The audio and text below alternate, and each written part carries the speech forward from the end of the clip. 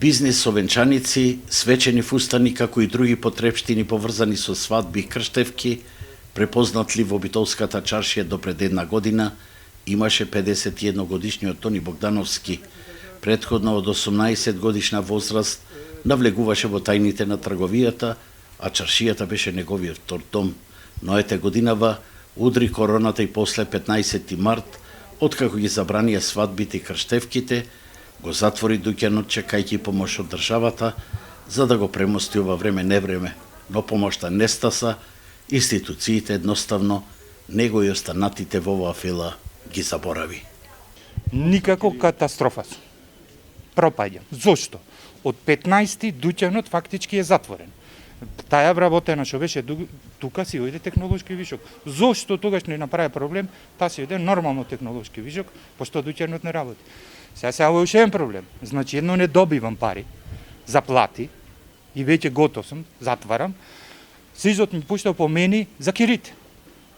Значи во овој дуќан не постои фискален апарат. Во март апаратот не е сервисиран, односно фискална каса јас немам. Има внатре, постојама не работи. Значи нула, промет нула.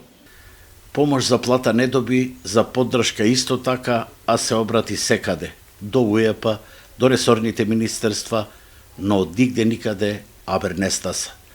Ги гледале само параграфите и бројките, оти морал вработените да ги задржи. Па не знам се, џом на суд. Ако има некој добар судија да процени дека овој дуќан од март не по моја вина, значи не по вина на државата, таја го донесе законот за затварање. Фактички та не затвори нас. Сите што се занимававме околу свадбите, не затвори. Што направивме? Ниеден не проработивме од тука.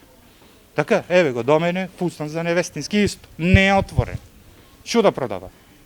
Кој е забранета дејност?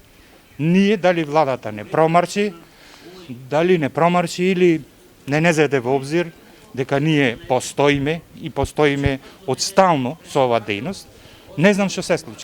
По 3,5 децени работа, оваа горчлива приказна зачинета со инертноста на институциите, веројатно ќе заврши како и многу други, со безброј затворени дуќани и искршени парчиња на живот.